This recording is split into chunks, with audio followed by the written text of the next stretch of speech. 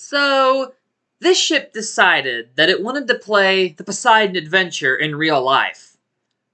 Spoiler, you don't do that because this happens. But don't worry, Captain, we can buff out those scratches. So hello, everyone. It's Enderman with a lowercase e back again, and as you can see, I'm actually trying my hand at having an on-screen avatar stand in for me for the first time. It's always nice to have a character on screen, so I thought why not try my hand at doing it and just seeing how it goes. Though, my avatar today is apparently a dinosaur instead of an Enderman, but that's fine. This adorable fella is Spino. He's a character from my novel, but I might start using him as a stand-in avatar for me in videos like this if I like the outcome here.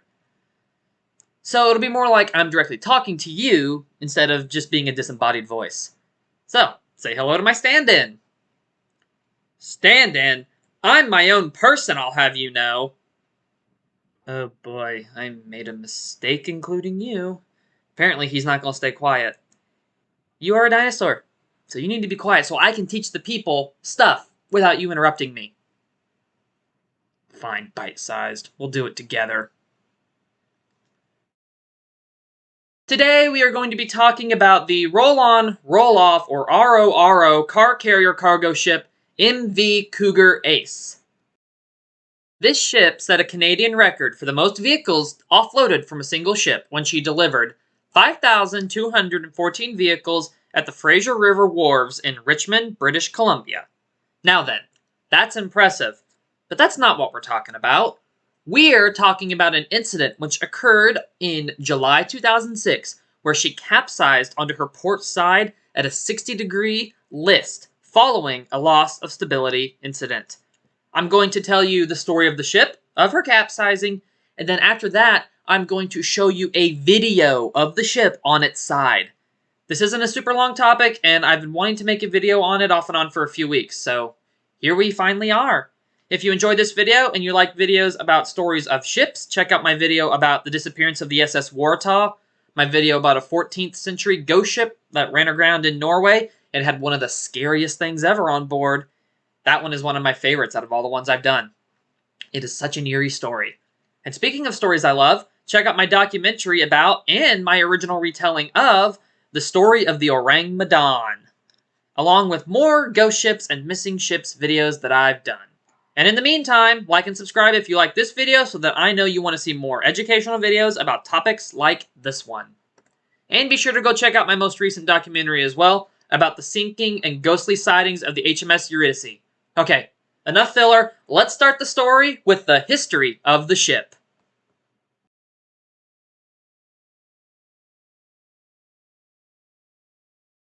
MV Cougar Ace was owned by Mitsui OSK Lines. This is a Japanese transport company headquartered in Tokyo, Japan. The Cougar Ace was launched in June 1993 and completed in October of that year. She weighed 55,328 gross tons. She was 653 feet long when rounded up, and she had a beam of 106 feet rounded up. She was able to travel at a speed of 18.6 knots, and the capacity to carry 5,542 automobiles.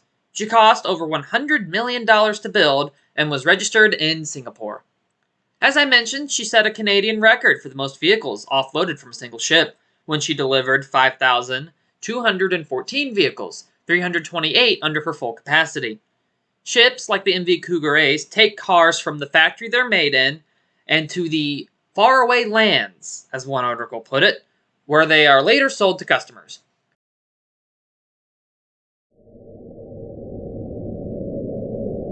Cougar Ace sailed out of Hiroshima, bound for Alaska, and then British Columbia, Washington, and California in July 2006 with 4,703 brand new Mazda cars in her cargo hold, all 2007 model vehicles, along with 109 commercial trucks from a mystery manufacturer, oddly enough. On this voyage, the seas were calm, and the weather was warm for the region. How lovely! Of course, that region was the Arctic, so it was still cold, but relatively speaking, it was nice. If only it was a sign of good things to come, but unfortunately it wasn't, because everything was about to go horribly wrong.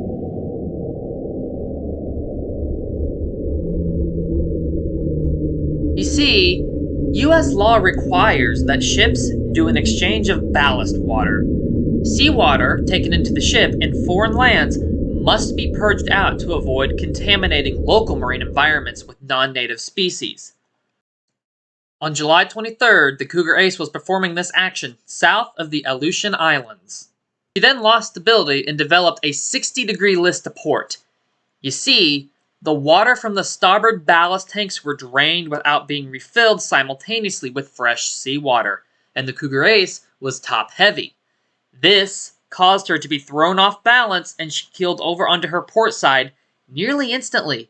Crew and items not bolted down were thrown and crashed down onto that side of the ship, sliding along her steel decks. This was the outcome.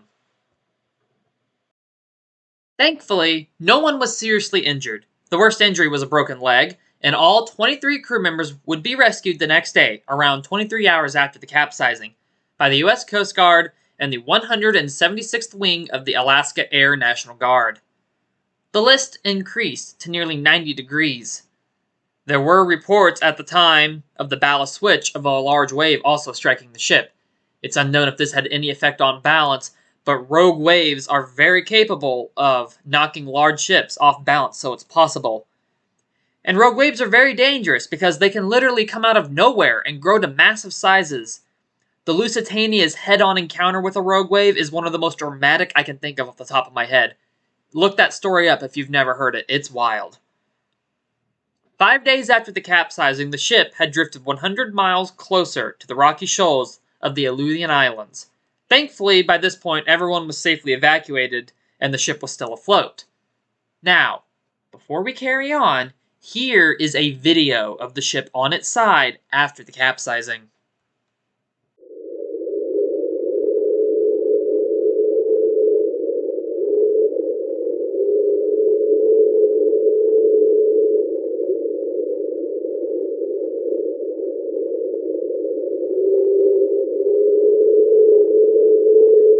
The ship's cargo had an estimated value of 117 million US dollars, and since she didn't sink, Mazda couldn't just file an insurance claim for the cargo and wait for a check, so a salvage effort was put underway.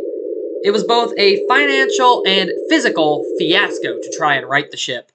One article I read about it had a great title, describing it as, they called it, the Great $103 million snafu at sea. So yeah, fiasco describes it perfectly. A marine salvage team from the Titan Salvage reached the ship on July 30th, 2006. The team was able to board the ship with the assistance of the U.S. Coast Guard. The plan to right the ship was to pump the 1,026 tons of water that had flooded several dozen Mazdas from the cargo decks, while at the same time pump in 170 tons of water into the starboard ballast tanks. This plan was created using a virtual model of the listing ship. Then, on the evening of July 31st, tragedy struck.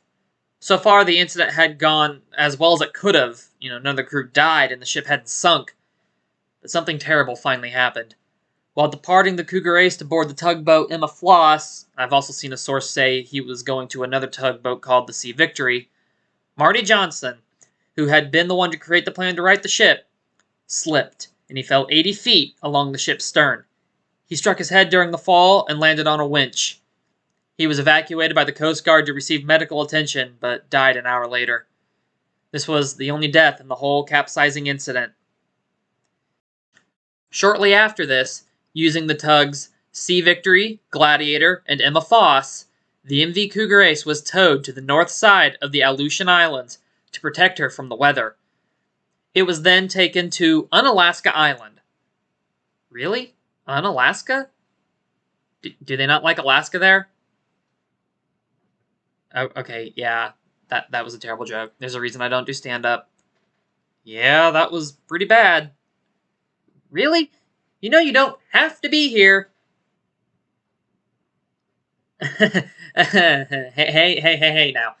Put the teeth away. You can stay as long as you want. I'm just gonna get back to the topic. So after it was taken to Unalaska Island, it was moored in operations to right the ship finally got properly underway. See, why I called it a fiasco? Because she'd been towed all over creation while still on her side. During all of this, Mazda was having to reassure buyers that their new cars hadn't been on board the ship as well. That they also had to decide what to do with the cars which had been on board. Finally, in August, the MV Cougar Ace was righted and redelivered to Mitsui Group. And then, in September of 2006, the MV Cougar Ace was towed 3,000 miles from Unalaska to the Port of Portland in Oregon for inspections and repairs. The Port of Portland. Why are all these names puns? The Port of Portland. Unalaska? What is next?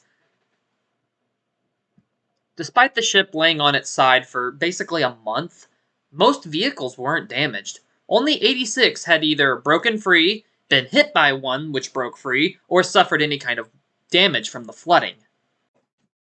The cars which were fine were parked around the repair facility the ship had been towed to, which took up 50 acres of parking lot.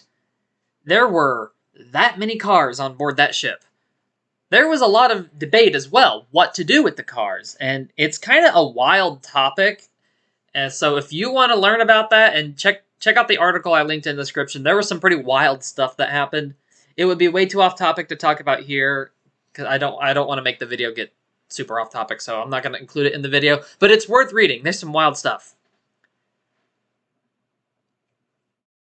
MV Cougar Ace remained in service following the 2006 incident. She was taken out of service in May 2020. In June 2020, she was sold for scrap, so she had a bad 2020 just like the rest of us. She was then beached in India in late June 2020. She was scrapped on the 19th of June 2020.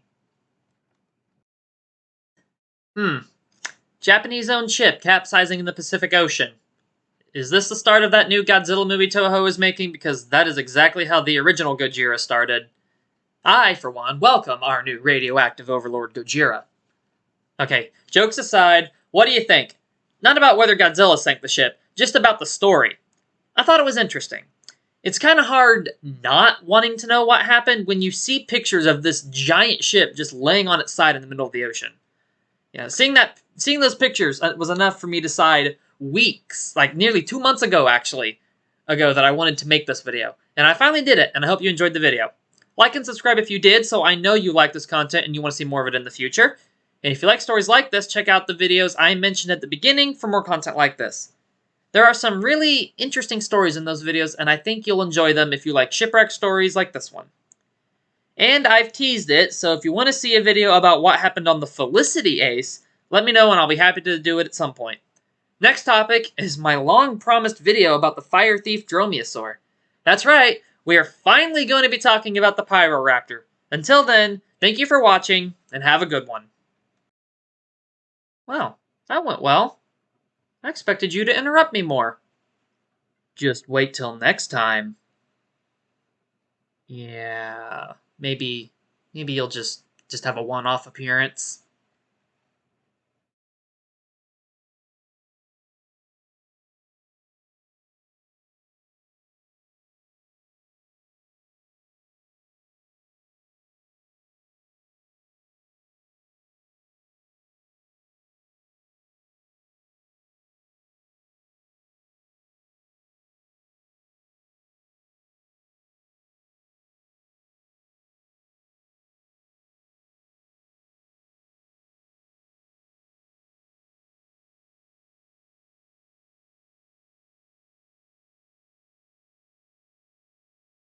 This ship set a Canadian record for the most vehicles offloaded from a single ship when she delivered 5,214 vehicles at the Fraser River. Finally, in August, the MV Cougar Ace was righted and redelivered to Mitsui Group.